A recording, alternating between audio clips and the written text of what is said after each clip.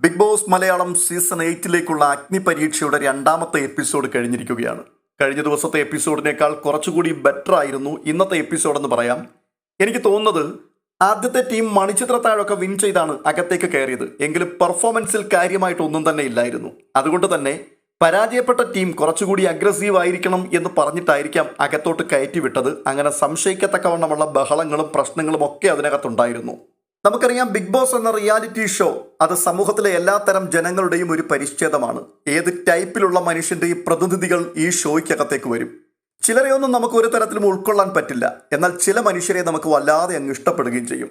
നമുക്ക് ഉൾക്കൊള്ളാൻ പറ്റാത്ത ആൾക്കാർക്ക് അതേസമയം തന്നെ മറ്റൊരു ഭാഗത്ത് നിന്ന് വലിയ തരത്തിലുള്ള ജനപിന്തുണയും ഉണ്ടാവും.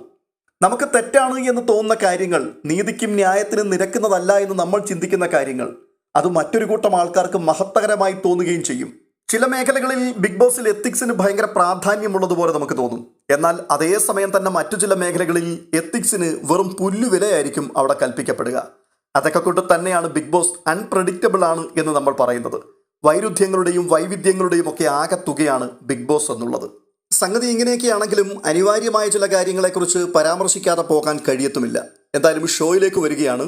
കഴിഞ്ഞ ദിവസത്തെ പോലെ തന്നെ മത്സരാർത്ഥികളെ 3 ജഡ്ജസും 3 ഗ്രൂപ്പുകളായി തിരിച്ചെടുക്കുകയാണ്. ആദ്യത്തേത് ഫിയർലെസ് ഗ്രൂപ്പ്. അത് രഞ്ജിനി ഹരിദാസിന്റെ ഗ്രൂപ്പാണ്. ആ ഗ്രൂപ്പിൽ വന്നു നിൽക്കുന്ന ആൾക്കാർ സ്വയം പരിചയപ്പെടുത്തുമ്പോൾ സത്യത്തിൽ കേൾവിക്കാർക്ക് വല്ലാത്തൊരു അസ്വസ്ഥത തോന്നുവാൻ സാധ്യതയുണ്ട്. കാരണം അമ്മാതിരി വെച്ചുകെട്ടുമായിട്ടാണ് ഓരോ മത്സരാർത്ഥികളും ഇറങ്ങിത്തിരിച്ചിരിക്കുന്നത്. തുടക്കത്തിൽ തന്നെ മറ്റുള്ളവരുടെ മനസ്സിൽ സ്ഥാനം പിടിക്കുവാനുള്ള ഒരു ശ്രമമാണെങ്കിലും ഇല്ലാത്തതുണ്ടെന്ന് വരുത്തി തീർക്കുവാൻ വെമ്പൽ കൊള്ളുന്നു എന്നുള്ളത് ഒറ്റ നോട്ടത്തിൽ മനസ്സിലാക്കുവാൻ കഴിയും. തുടക്കം തന്നെ പ്രശ്നത്തോടു കൂടിയാണ് ആരംഭിക്കുന്നത്. പൂജ എന്നൊരു പെൺകുട്ടി വലിയ പരാതിയുമായിട്ടാണ് വന്നിരിക്കുന്നത്. കഴിഞ്ഞ ദിവസം അവിടെ സംഭവിച്ച കാര്യങ്ങൾ ന്യായമായിരുന്നില്ല എന്നുള്ള ഒരു ആർഗ്യുമെന്റുമായിട്ടാണ് പൂജ വന്നിരിക്കുന്നത്. കഴിഞ്ഞ ദിവസം എന്താണ് അവിടെ സംഭവിച്ചത്? പൂജ എന്നു പേരുള്ള മറ്റൊരു പെൺകുട്ടി, അവർക്ക് മണിച്ചിത്രത്താഴ് തുറക്കുവാനുള്ള ക്ലൂ ലഭിച്ചു, അതിനുള്ള താക്കോലും ലഭിച്ചു. പക്ഷേ ആ താക്കോൽ ഉപയോഗിച്ച് തനിക്ക് പൂട്ട് തുറക്കുവാൻ കഴിഞ്ഞില്ല. ആ സമയത്ത് സഹായിക്കുവാൻ എന്ന വ്യാജേന മറ്റൊരാൾ എത്തുകയും ആ താക്കോല് അയാൾ കൈക്കലാക്കുകയും തുടർന്ന് തനിക്കകത്തേക്ക് കടക്കുവാനുള്ള ഒരു സാധ്യത അതിൽ കൂടി ഉണ്ടാക്കാൻ ശ്രമിക്കുകയും ചെയ്തു. പക്ഷെ അത് പ്രശ്നമായി. ഒടുവിൽ പൂജ തന്നെ അകത്തേക്ക് കയറി. അതിന്റെ കാരണവും വളരെ വ്യക്തമായിരുന്നു. പൂജയുടെ കയ്യിൽ ക്ലൂ ഉണ്ട്, പക്ഷെ താക്കോൽ ഇപ്പോൾ മറ്റൊരാളുടെ കയ്യിലായിപ്പോയി എന്നുള്ളത് മാത്രമേ ഉള്ളൂ. എന്നാൽ നിയമപരമായി താക്കോൽ ഇരിക്കുന്ന ആൾ ആരാണോ ആ വ്യക്തിയുടെ കയ്യിൽ ഈ ക്ലൂവും ഉണ്ടാവണം. പക്ഷേ ഇപ്പോൾ താക്കോൽ കൈവശം വെച്ചുകൊണ്ടിരിക്കുന്ന ആളുടെ കയ്യിൽ ക്ലൂ ഇല്ല, താക്കോൽ മാത്രമേ ഉള്ളൂ. ക്ലൂ ഉള്ള വ്യക്തിയുടെ കയ്യിൽ താക്കോലുമില്ല. പക്ഷേ അവരുടെ കയ്യിൽ നിന്നും ആ താക്കോൽ മറ്റൊരാൾ വാങ്ങിയതാണ് എന്നുള്ളത് വ്യക്തമായതുകൊണ്ട് തന്നെ ഒരു കൺസിഡറേഷൻ കൊടുക്കുന്നു. അവരെ അതിനകത്തൂടെ കയറ്റി അകത്തേക്ക് വിടുകയാണ്. ഇവിടുത്തെ ഒരു പ്രത്യേകത, ആ സമയത്ത് അതിനെതിരെ ആരും കംപ്ലൈന്റ് പറഞ്ഞില്ല. പക്ഷെ ഇന്ന് പ്ലാറ്റ്ഫോമിലേക്ക് വന്നപ്പോൾ ഇപ്പോൾ കയറി വന്നിരിക്കുന്ന പുതിയ പൂജ, ഇന്നലത്തെ പൂജയെ അകത്തേക്ക് കയറി വിട്ടതിന്റെ പിൻപിൽ അനീതിയുണ്ട് എന്ന് പറഞ്ഞാണ് സംസാരിക്കാൻ തുടങ്ങിയത്. പക്ഷെ വളരെ കൃത്യമായിട്ട് ജഡ്ജസ്, പ്രത്യേകിച്ച് രഞ്ജിനിയും അഖിൽമാരും പറയുന്നുണ്ട്, പറയേണ്ട കാര്യങ്ങൾ പറയേണ്ട സമയത്ത് നിങ്ങൾ പറയണമായിരുന്നു. ആ സമയത്ത് നിങ്ങൾ മിണ്ടാതെ ഇരുന്നിട്ട് ഇപ്പോൾ വന്ന് അതിനെക്കുറിച്ച് സംസാരിച്ചിട്ട് കാര്യമില്ല. അത്രയും പറഞ്ഞ് വിഷയം അവിടെ ഒതുക്കി തീർത്തു. എങ്കിൽ പോലും രഞ്ജിനി ഹരിദാസിന്റെ കണ്ണിലെ കരടായിട്ട് ആ പെൺകുട്ടി മാറി. അവളെ അപ്പോൾ തന്നെ അവർ നോട്ട് ചെയ്തു വെച്ചു. തുടർന്ന് അതിനുള്ള പണിയൊക്കെ കൊടുക്കുന്നുണ്ട് അവിടെ. എന്തായാലും തുടർന്ന് ആ ഗ്രൂപ്പിന് വേണ്ടിയുള്ള കോമ്പറ്റീഷൻ ആരംഭിക്കുകയാണ്. പുതിയ ടാസ്ക് വരികയാണ്. അവർക്ക് കുറച്ച് ജിയോമെട്രിക് ക്യൂബുകൾ നൽകുന്നുണ്ട്. അത് വളരെ കനം കുറഞ്ഞ ഒരു സ്റ്റാൻഡിന്റെ മുകളിൽ ഒന്നിനു മുകളിൽ ഒന്നായിട്ട് അടുക്കി വെക്കുക. ബസർ ടു ബസർ ആണ് സംഭവം. മത്സരം ആരംഭിച്ചു. അതിനിടയിൽ വീണ്ടും പ്രശ്നം തുടങ്ങി. പൂജ തന്നെയാണ് പിന്നെയും പ്രശ്നം. പൂജയുടെ തൊട്ടരികിൽ നിൽക്കുന്ന വ്യക്തി രാകേഷ് എന്ന് പറയുന്ന ഒരു മരപ്പണിക്കാരനാണെന്ന് അയാൾ പരിചയപ്പെടുത്തിയത്. അദ്ദേഹം കെട്ടിപ്പൊക്കിക്കൊണ്ടുവന്ന ക്യൂബുകളെല്ലാം കൂടി പെട്ടെന്ന് നിലം പൊത്തുന്നു. അത് പൂജയുടെ ക്യൂബുകളുടെ മുകളിലേക്കാണ് വീണത്. അപ്പോഴേക്ക് വീണ്ടും പൂജ അടുത്ത പ്രശ്നവുമായിട്ട് വരികയാണ്. ഇങ്ങേര് കാരണമാണ് എനിക്കിങ്ങനെ സംഭവിച്ചത്. ഈ തുടക്കത്തിൽ തന്നെ പരിചയപ്പെടുത്തുമ്പോൾ ബിഗ് ബോസ് മലയാളം സീസൺ 8ന്റെ കപ്പ് ഉയർത്തുന്നത് ഞാൻ തന്നെ ആയിരിക്കും എന്ന് ഉച്ചസ്ഥരം പ്രഖ്യാപിച്ചയാളാണ് ഈ പറയുന്ന പൂജ. അതുകൊണ്ട് തന്നെ ആദ്യത്തെ മത്സരത്തിൽ തൻ്റേതല്ലാത്ത കാരണത്താൽ താൻ പരാജയപ്പെടുന്നു എന്ന് പറയുന്നത് തനിക്ക് അംഗീകരിക്കാൻ പറ്റുന്നൊരു കാര്യമല്ല. പക്ഷേ ഇത് ബിഗ് ബോസ് ആണ്. ഇതും ഇതിനപ്പുറവും അവിടെ സംഭവിക്കും. അപ്പോൾ അഖിൽമാരാര് പറയുന്നൊരു വാക്കുണ്ട്, ഈ ആജീവനാന്ത കാലം മറ്റുള്ളവരെ പഴിച്ചുകൊണ്ട് എങ്ങനെ നിങ്ങൾക്ക് മുൻപോട്ട് പോകാൻ പറ്റും? വെല്ലുവിളികളും പ്രശ്നങ്ങളും ധാരാളമുള്ളൊരു സ്ഥലമാണിത്. നമുക്ക് പ്രശ്നം ഉണ്ടാക്കുവാൻ വേണ്ടി വന്നവരാണ് മറ്റുള്ളവർ. അതവർ ചിലപ്പോൾ മനഃപൂർവ്വം ചെയ്യും, ഇല്ല എന്നുണ്ടെങ്കിൽ അബദ്ധത്തിലും സംഭവിക്കാം. അതിനെയൊക്കെ ഒരു വെല്ലുവിളിയായിട്ട് ഏറ്റെടുത്ത് അടുത്ത സ്റ്റെപ്പിലേക്ക് നീങ്ങുക എന്നുള്ളതാണ് ഒരു ബിഗ് ബോസ് കണ്ടസ്റ്റന്റിനെ സംബന്ധിച്ച് ഏറ്റവും പ്രധാനപ്പെട്ട കാര്യം. പക്ഷേ കപ്പുയർത്തുവാൻ വേണ്ടി വന്നിരിക്കുന്ന പൂജ അയാളെ പഴിച്ചുകൊണ്ട് നിൽക്കുകയാണ്. ആ സമയത്തിന് രഞ്ജിനി ഹരിദാസ് നോക്കി വെച്ചിരിക്കുകയാണ്, ഉന്നി വെച്ചിരിക്കുകയാണ്, അടി കൊടുക്കണം എന്നുള്ള പ്രതീക്ഷയിൽ തന്നെ. വാസ്തവത്തിൽ ഈ പൂജ എന്നുള്ള പെൺകുട്ടിയെ കണ്ടപ്പോൾ എനിക്ക് തോന്നിയൊരു കാര്യം, ബിഗ് ബോസിന് പറ്റിയ ഒരു മെറ്റീരിയലാണ്. അതിനുള്ള എല്ലാ ഗുണങ്ങളും ആ കുട്ടിക്കുണ്ട്. പിന്നെ അനാവശ്യമായിട്ട് കുറച്ച് പട്ടിഷോയൊക്കെ വന്നു കയറിയതിൻ്റെ ആ തിളപ്പാണെന്ന് തോന്നുന്നു, അത് കാണിക്കുന്നുമുണ്ട്.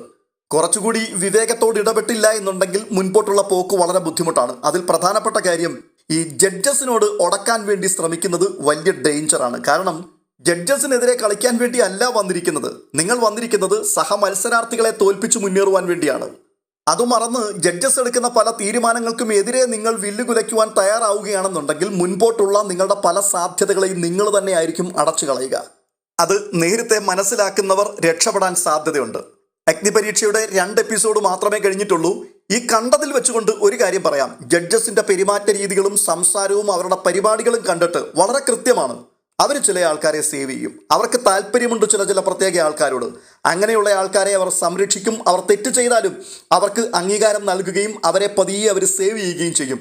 എന്നാൽ അവർക്ക് ഇഷ്ടമല്ലാത്ത ആൾക്കാരെ, അവരെ വെറുപ്പിക്കുന്നു എന്ന് തോന്നുന്ന ആൾക്കാരെ, അവർക്കെതിരെ സംസാരിക്കുന്നു, അല്ലെങ്കിൽ അവരുടെ തെറ്റുകളെ ചോദ്യം ചെയ്യുന്നു, അങ്ങനെയുള്ള ആൾക്കാർക്ക് രഞ്ജിനി ഹരിദാസും റിയാസും ഒക്കെ വളരെ കൃത്യമായി പണി കൊടുക്കും എന്നുള്ളത് വളരെ ഉറപ്പാണ്. അവരെത്ര നന്നായി കളിച്ചാലും രക്ഷപ്പെടാൻ സാധ്യതയില്ല. ഇന്നത്തെ ഷോ കണ്ട ആൾക്കാർക്കറിയാം, പ്രത്യേകിച്ച് രഞ്ജിനി ഹരിദാസിന്റെ ഇന്നത്തെ രീതികൾ കണ്ടപ്പോൾ ഇങ്ങനെ തന്നെയാണ് തോന്നിയത്. നീതിയുക്തമായി കാര്യങ്ങളെ കാണുകയും മനസ്സിലാക്കുകയും അതിനനുസരിച്ച് വിധിക്കുകയും ചെയ്യേണ്ട ഒരു ജഡ്ജ് ആ മനോഭാവം വിട്ട് അതിനപ്പുറത്ത് ഒരു മാടമ്പി സംസ്കാരത്തിന്റെ ഉടമയെ പോലെ പെരുമാറുന്നത് കാണുമ്പോൾ തീർച്ചയായിട്ടും അതിനെ വിമർശിക്കേണ്ടതായിട്ട് വരും. എന്നുവെച്ചാൽ രഞ്ജിനി ഹരിദാസ് എന്തോ സംഭവമാണ് എന്നൊരു ചിന്ത വെച്ചുകൊണ്ട് അവർ പറയുന്നതിനെതിരായിട്ട് ആരും സംസാരിക്കാൻ പാടില്ല. അവർ പറയുന്നതിനെ പഞ്ചപുച്ഛമടക്കി കേട്ടുകൊണ്ട് നിൽക്കണം. തിരുവായുക്ക് എതിർവായില്ല എന്ന് പറയുന്നത് പോലെ അതിനെതിരായിട്ട് ഒരു ശബ്ദമുയർന്നാൽ, അല്ലെങ്കിൽ അതെന്താ അങ്ങനെ എന്ന് ചോദിച്ചാൽ ഉറപ്പായിട്ടും അവർ പണി തരും. ഇന്ന് അത് കണ്ടു തുടങ്ങി. രഞ്ജിനി ഹരിദാസിനെ പോലെയുള്ള ഒരാളിൽ നിന്നും നമ്മൾ ഒരിക്കലും ഇത് പ്രതീക്ഷിക്കുന്നില്ല. ഒട്ടനവധി കാര്യങ്ങളെക്കുറിച്ച് നല്ല അറിവുള്ള, പ്രത്യേകിച്ച് ബിഗ് ബോസ് പോലെയുള്ള ഒരു റിയാലിറ്റി ഷോയിൽ സർവൈവ് ചെയ്ത് പുറത്തിറങ്ങി വന്ന ഒരു വ്യക്തിയിൽ നിന്നും ഇങ്ങനെയുള്ള ഒരു ജഡ്ജ്മെന്റ് അല്ല നമ്മൾ പ്രതീക്ഷിക്കുന്നത്. എന്തായാലും ആ ടാസ്ക് പൂർത്തിയായി. പൂർത്തിയായപ്പോൾ തുടക്കത്തിൽ തന്നെ പൂജയെ എടുത്ത് ഔട്ട് ഹൗസിലേക്ക് എറിഞ്ഞു. ഷിജുലാൽ എന്ന് പറയുന്ന ഒരാളാണ് ആ ടാസ്കിൽ ജയിച്ചത്. അദ്ദേഹത്തിനാണ് ഇൻഫിനിറ്റി പെൻഡൻ ലഭിക്കുന്നത്. എന്നാൽ ആ ഗ്രൂപ്പിൽ മറ്റൊരാൾക്ക് കൂടി ഇൻഫിനിറ്റി പെൻഡൻ ലഭിക്കുന്നുണ്ട്. ആ വ്യക്തിയുടെ പേര് രാകേഷ് എന്നുള്ള ആളാണ്. അദ്ദേഹത്തിന്റെ കാര്യമാണ് മുൻപ് പറഞ്ഞത്. ഒരു സാധാരണക്കാരനാണ് അദ്ദേഹം, ഒരു മരപ്പണിക്കാരനാണ്, വളരെയധികം കഴിവുള്ള ഒരു മനുഷ്യനും കൂടിയാണ്. അയാൾ ടാസ്കിൽ വിജയിച്ചില്ല, അയാൾ പരാജയപ്പെട്ടു. പക്ഷെ പരാജയപ്പെട്ടിട്ടും അയാൾക്ക് ഇൻഫിനിറ്റി പെൻഡൻ ലഭിച്ചു. അദ്ദേഹത്തിന് അത് കൊടുത്തതിൽ ഒരു തരത്തിലുള്ള വിയോജിപ്പ് ഞാൻ പ്രകടിപ്പിക്കുന്നില്ല. അദ്ദേഹം അതിന് അർഹനാണ്. ടാസ്കിൽ തോറ്റെന്ന് പറഞ്ഞാൽ പോലും അദ്ദേഹത്തിന് അതിനുള്ള യോഗ്യത ഉണ്ടെന്ന് തന്നെയാണ് ഞാൻ വ്യക്തിപരമായി വിശ്വസിക്കുന്നത്.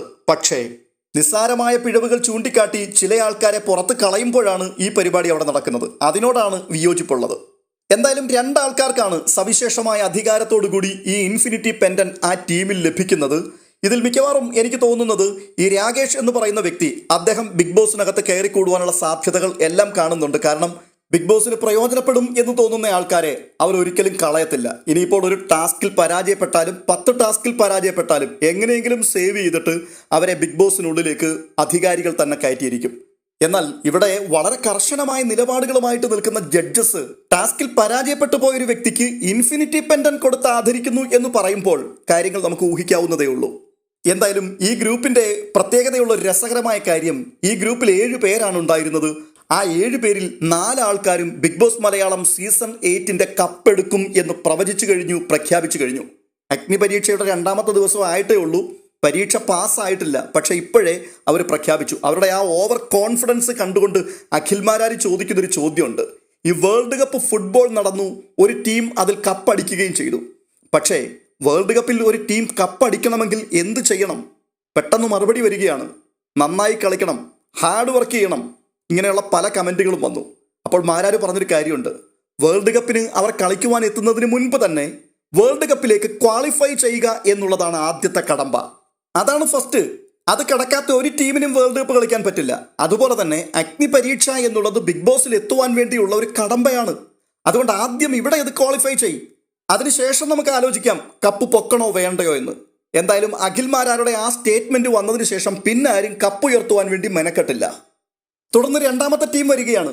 അവർക്ക് ലഭിച്ച ടാസ്ക് ഓരോരുത്തരുടെ കയ്യിലും നീളമുള്ള ഓരോരോ വടികൾ കൊടുത്തു. ആ വടികളുമായി അവരൊരു വൃത്തത്തിൽ നിൽക്കുക. ഒരു മേളക്കാരനെ കൊണ്ടുവന്നിട്ടുണ്ട്. അദ്ദേഹം ചെണ്ട കൊട്ടിക്കൊണ്ട് വരികയാണ്. അയാൾ മേളം ആരംഭിക്കുന്ന സമയത്ത് ഈ മേളത്തിനൊപ്പിച്ച് ഈ വടിയും കുത്തി എല്ലാവരും തുള്ളിക്കൊണ്ട് നിൽക്കുക. താളം എവിടെയാണോ നിൽക്കുന്നത് ആ സമയത്ത് കയ്യിലിരിക്കുന്ന വടിയിൽ നിന്നും വിട്ടിട്ട് ഓപ്പോസിറ്റ് സൈഡിൽ നിൽക്കുന്ന വ്യക്തിയുടെ വടി കരസ്ഥമാക്കുക. ആർക്കാണോ വടി ലഭിക്കാതിരിക്കുന്നത് ആ വ്യക്തി ഔട്ടാവുകയാണ്. അങ്ങനെ ആ ഒരു റൗണ്ട് നല്ല രീതിയിൽ മുന്നേറി അവസാനം രണ്ടാൾക്കാർ ശേഷിക്കുന്നു. ഒന്ന് ജെറ്റി പി തോമസ്, രണ്ട് താഷി. ഈ രണ്ടാൾക്കാരാണ് ലാസ്റ്റിൽ വന്നിരിക്കുന്നത്. താഷി വളരെ ബ്രില്യൻ്റ് ആയിട്ടാണ് കളിച്ചത്, ജെറ്റി തന്ത്രപരമായിട്ടും കളിച്ചു. പക്ഷെ മേളം അവസാനിച്ചപ്പോൾ ജെറ്റി തൻ്റെ കയ്യിലിരുന്ന വടി അത് താഷി പിടിക്കാതിരിക്കുവാൻ തൻ്റെ പിറകിലേക്ക് എറിഞ്ഞിട്ട് താഷിയുടെ കയ്യിൽ നിന്നും വടി കരസ്ഥമാക്കി. അത് ബ്രില്യൻ്റ് ആയിട്ടുള്ളൊരു മൂവ് തന്നെയായിരുന്നു. പക്ഷേ പ്രശ്നം പറ്റിയത് വടിയുടെ താഴത്തെ അഗ്രം തറയിൽ മുട്ടിച്ചിരുന്നില്ല എന്നുള്ളതാണ്. ഉയർത്തിപ്പിടിച്ചിട്ട് അത് വലിച്ചെറിയുകയായിരുന്നു. അതിൻ്റെ ഒരു കാരണം എനിക്ക് തോന്നുന്നത് ഈ ഷോ കണ്ടിട്ടുള്ള ആൾക്കാർക്കറിയാം. ഓരോരുത്തരും അവരവരുടെ വടികൾ വിട്ടിട്ട് മറ്റൊരു വടി പിടിക്കുവാൻ വേണ്ടി മുൻപോട്ട് ചാടുമ്പോൾ ഫ്രീ ആയിട്ട് നിൽക്കുന്ന വടിയുടെ അഗ്രത്തിലാണ് ആൾക്കാർ പിടിക്കുന്നത്, അതിൻ്റെ മുകളിലാണ്. അങ്ങനെ പിടിക്കുമ്പോൾ സംഭവിക്കാൻ സാധ്യതയുള്ളൊരു പ്രശ്നം എല്ലായ്പ്പോഴും വിജയിക്കണമെന്നില്ല. കാരണം വടിയുടെ മുകൾ ഭാഗം എവിടേക്കാണോ ചാഞ്ഞു നിൽക്കുന്നത് ആ ഭാഗത്തേക്കായിരിക്കും അത് വീഴുക. കൃത്യമായി ആ സ്ഥലത്തേക്ക് ആ സമയത്ത് കയ്യുമായിട്ട് എത്താൻ പറ്റുന്നില്ല എന്നുണ്ടെങ്കിൽ ആ വടി കയ്യിൽ കിട്ടില്ല. അങ്ങനെയാണ് പലർക്കും അത് നഷ്ടപ്പെട്ടത്. എന്നാൽ വടി തറയിൽ കുത്തിയാണ് നിർത്തിയിരിക്കുന്നതെങ്കിൽ മുകൾ ഭാഗം ഏത് സൈഡിലേക്ക് വീണാലും താഴ്ഭാഗം ഒരു സ്ഥലത്ത് തന്നെ ഉണ്ടാവും. താഷിയുടെ ഗെയിം ശ്രദ്ധിച്ചാൽ മനസ്സിലാകുന്ന കാര്യം അയാളുടെ ഫോക്കസ് അവിടെയായിരുന്നു. അതുകൊണ്ട് തന്നെ ഓരോ റൗണ്ടിലും അദ്ദേഹം വടിയുടെ മുകളിലല്ല കയറി പിടിക്കുന്നത്, താഴെയാണ്. താഴത്തെ അഗ്രത്തിൽ പിടികിട്ടുവാൻ വേണ്ടി അയാൾ പലപ്പോഴും ഡൈവ് ചെയ്തൊക്കെയാണ് കളിച്ചുകൊണ്ടിരുന്നത്. ഈ കളി ജെറ്റി മനസ്സിലാക്കിയിട്ടുണ്ട്. അതുകൊണ്ട് തന്നെ നേർക്കുനേരെ ഒരു പോരാട്ടം വന്നപ്പോൾ ജെറ്റി വടിയുടെ അഗ്രഭാഗം തറയിൽ മുട്ടാതിരിക്കത്തക്കവണ്ണം പൊക്കിപ്പിടിക്കുകയും തൻ്റെ പിൻപിലേക്ക് എറിഞ്ഞു കളയുകയും ചെയ്തു. അവിടം വരെയോളം ഡൈവ് ചെയ്ത് ചെന്ന് ഇയാൾക്കത് പിടിക്കാൻ പറ്റില്ല എന്ന് ജെറ്റിക്ക് വളരെ വ്യക്തമായിരുന്നു. അങ്ങനെ താഷി പരാജയപ്പെടുകയും ജെറ്റി കൃത്യമായിട്ട് വിജയിക്കുകയും ചെയ്തു. എന്നാൽ ഇത് കൃത്യമായിട്ട് നമ്മുടെ റനീഷ നോട്ട് ചെയ്തു.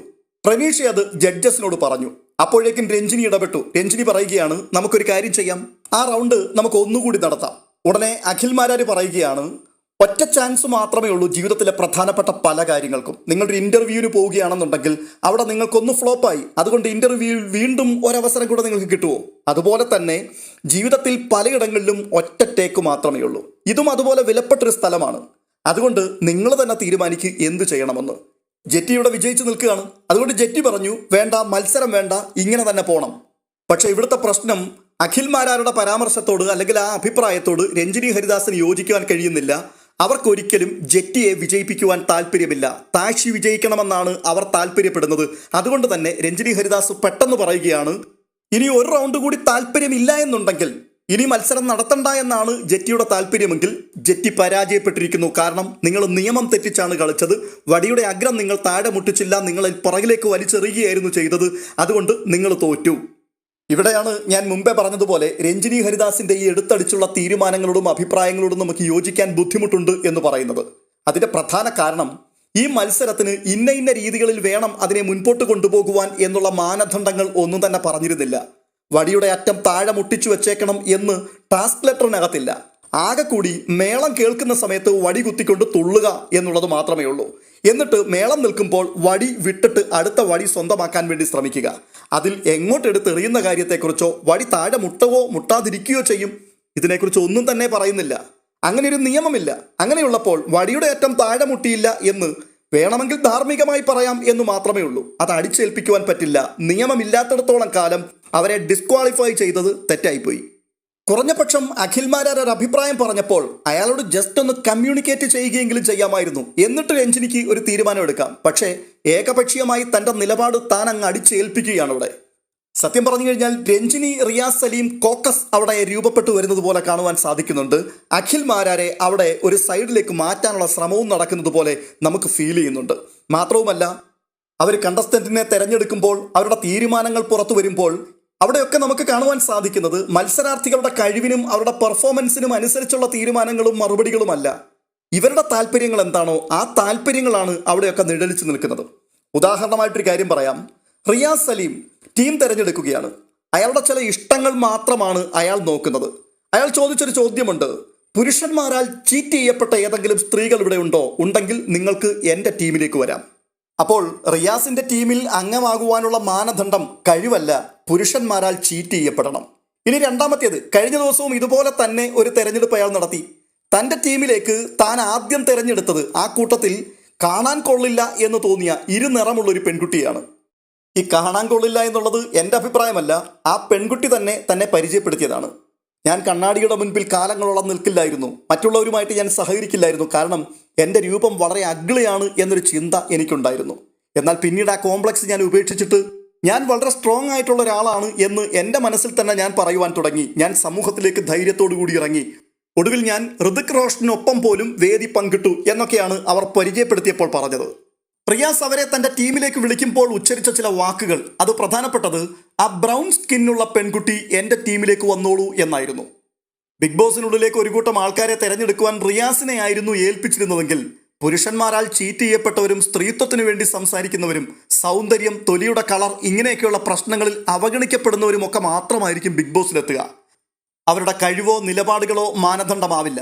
നിലപാടുകളും കഴിവുമുള്ളവരെ ഒന്നും അയാൾ അംഗീകരിക്കുവാനും സാധ്യതയില്ല. ഇന്നത്തെ ഷോ കണ്ടപ്പോൾ എന്തായാലും രഞ്ജിനി ഹരിദാസും റിയാസിന്റെ ഓരം ചേർന്ന് പോകുന്നത് പോലെ എനിക്ക് തോന്നി. എന്തായാലും ആ ടാസ്കിൽ 2ാം സ്ഥാനത്തെത്തിയത് ജെറ്റിയാണ്. താഷി ഇൻഫിനിറ്റി പെൻഡന്റ് സ്വന്തമാക്കുകയും ചെയ്തു. അടുത്തതായി ജഡ്ജസിന്റെ ഭാഗത്തു നിന്ന് ജെറ്റിയോട് തന്നെ ഒരു ചോദ്യം വരികയാണ്.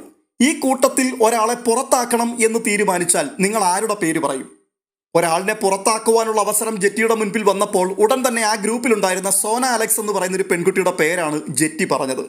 ഇത് പറഞ്ഞതിന് ശേഷം ജെറ്റി അവരുടെ അടുത്തേക്ക് ചെല്ലുകയും അവർ പോകണമെന്നുള്ളത് എൻ്റെ ആഗ്രഹമാണ്, എങ്കിലും എനിക്ക് അവരോട് പ്രശ്നമൊന്നുമില്ല, എനിക്ക് അവരോട് സ്നേഹമാണ്, ഇഷ്ടമാണ് എന്നുകൂടി പറഞ്ഞു. ഉടനെ തന്നെ രഞ്ജിനിയുടെ കുരു പൊട്ടി. അതിവിടെ ശരിയാവില്ല, ഇത് ബിഗ് ബോസ് ആണ്, ഇതിനകത്ത് ആ പരിപാടി നടക്കില്ല, ഇത് 2 വള്ളത്തിൽ കാൽ ചവിട്ടുന്ന പരിപാടിയാണ്, അതുകൊണ്ട് ആ തീരുമാനം റദ്ദാക്കിയിരിക്കുന്നു, നിങ്ങളുടെ അധികാരം നഷ്ടപ്പെട്ടിരിക്കുന്നു. ഇതൊക്കെ ഏകപക്ഷീയമായി അങ്ങ് നടപ്പാക്കുവാടേ. അടുത്തിരിക്കുന്ന ആൾക്കാരുമായിട്ടൊരു ചർച്ച പോലും രഞ്ജിനി അവിടെ ചെയ്യുന്നില്ല. ജഡ്ജസിന്റെ കൂട്ടായിട്ടുള്ള തീരുമാനങ്ങളിലല്ലേ ഇങ്ങനെയുള്ള കാര്യങ്ങളിലൊക്കെ ഒരു ഫൈനൽ ഡിസിഷൻ വരേണ്ടത്. അതൊന്നും അവിടെ സംഭവിക്കുന്നില്ല. ഏകപക്ഷീയമായിട്ട് അങ്ങ് നടപ്പാക്കുകയാണ്. അത് ശരിയായ തീരുമാനമല്ല എന്ന് അഖിൽമാരാർ പറഞ്ഞാൽ ഉടനെ അടിപൊട്ടാനുള്ള സാധ്യത അവിടെയുണ്ട്. നിങ്ങൾ ഈ ഷോയെ കളർഫുള്ളാക്കുവാൻ വേണ്ടിയാണ് ഇതൊക്കെ ചെയ്യുന്നതെങ്കിൽ കൊള്ളാം, നല്ല ഓളം ഉണ്ടായിരുന്നു എന്നൊക്കെ വേണമെങ്കിൽ പറഞ്ഞു വെക്കാൻ പറ്റും. പക്ഷേ ഇവിടെ പലരുടെയും നീതി ഇതിനിടയിൽ കൂടി നിഷേധിക്കപ്പെടുകയാണ്. എന്തായാലും തുടർന്ന് അടുത്ത ഗ്രൂപ്പ് വരികയാണ്. അവരുടെ ടാസ്ക് പല കളറുകളിലുള്ള കുറേ കൊച്ചു കൊച്ചു പേപ്പറുകൾ ചെറുതായി വെട്ടിയെടുത്ത് അവിടെ കൂട്ടിയിട്ടിട്ടുണ്ട്. ഓരോരുത്തരുടെയും കയ്യിൽ ഓരോ സ്ട്രോ കൂടി നൽകിയിട്ടുണ്ട്. ആദ്യം അവർ ഓരോരോ കളറുകൾ സെലക്ട് ചെയ്യണം. തുടർന്ന് ഒരു സ്റ്റാൻഡിൽ ഗ്ലാസ് ബൗളുകൾ വെച്ചിട്ടുണ്ട്. ആ കളറുകളുമായി ഓരോരുത്തരും അവരുടെ സ്റ്റാൻഡുകളുടെ പിൻപിൽ വന്ന് നിൽക്കണം. ബസർ ശബ്ദം കേൾക്കുമ്പോൾ ഏത് കളർ പേപ്പറാണോ അവർ ചൂസ് ചെയ്തത് അത്തരത്തിലുള്ള പേപ്പറുകൾ തന്നെ ഈ സ്ട്രോയിൽ കൂടി വലിച്ചെടുത്ത് ബൗളിൽ കൊണ്ടുവന്നിടണം. സ്ട്രോയിൽ കൂടി പേപ്പർ വലിച്ചെടുക്കുക എന്ന് പറയുമ്പോൾ സ്ട്രോയ്ക്കകത്തേക്ക് പേപ്പർ വലിച്ചു കയറ്റുക എന്നുള്ളതല്ല ഉദ്ദേശിക്കുന്നത്. സ്ട്രോയുടെ അറ്റത്ത് കാറ്റിന്റെ ഫോഴ്സ് കൊണ്ട് അത് പറ്റിച്ചു വെക്കുക എന്നുള്ളതാണ്. അങ്ങനെ താഴെ വീഴാതെ അത് ബൗളിൽ കൊണ്ടുവന്ന് ഇടുക. ബസർ ശബ്ദം കേൾക്കുമ്പോൾ ഏറ്റവും കൂടുതൽ പേപ്പറുകൾ കരസ്ഥമാക്കിയ വ്യക്തിയായിരിക്കും വിജയിക്കുന്നത്. ഈ ടാസ്കിൽ വിജയിച്ചത് ലോലിറ്റ എന്നൊരു പെൺകുട്ടിയാണ്. അവൾ ഇൻഫിനിറ്റി പെൻഡന്റ് കരസ്ഥമാക്കി. 2ാം സ്ഥാനത്തെത്തിയത് ശ്യാം ഷാജി എന്നൊരു വ്യക്തിയാണ്. അദ്ദേഹത്തിനും ഇൻഫിനിറ്റി പെൻഡന്റ് കിട്ടി. ഇത് ഒരു നല്ല ടാസ്ക് ആയിരുന്നു. പക്ഷേ കളിയൊക്കെ കഴിഞ്ഞപ്പോഴേക്കും ജഡ്ജസ് കുറെ അഭിപ്രായങ്ങൾ പറയുന്നുണ്ട്. അതായത് ബ്രീത്ത് നന്നായിട്ട് എടുക്കുവാൻ കപ്പാസിറ്റിയുള്ള, ലങ്സിന് നല്ല കപ്പാസിറ്റിയുള്ള ആൾക്കാർക്ക് ഒരു സമയം തന്നെ ഒന്നിലധികം പേപ്പറുകൾ സ്ട്രോയുടെ അറ്റത്ത് ചേർത്ത് പറ്റിച്ചു വെച്ചുകൊണ്ട് ബൗളിനകത്ത് കൊണ്ടുവന്നിടാമായിരുന്നു. അങ്ങനെ കൂടുതൽ നിങ്ങൾക്ക് സ്കോർ ചെയ്യാൻ പറ്റുമായിരുന്നു. മറ്റുള്ളവരുടെ ബൗളുകളിലുണ്ടായിരുന്ന പേപ്പറുകൾ വേണമെങ്കിൽ നിങ്ങൾക്ക് ഊതിപ്പറപ്പിച്ച് അവരെ തോൽപ്പിക്കാമായിരുന്നു. മറ്റുള്ളവരുടെ ബൗളുകളിലേക്ക് നിയമപ്രകാരം അല്ലാത്ത കളറുകൾ കൂടി നിക്ഷേപിച്ച് അവരെ തോൽപ്പിക്കാമായിരുന്നു. ഇതൊക്കെ ജഡ്ജസ് അപ്പോൾ കൊണ്ടുവരുന്ന നിയമങ്ങളാണ്.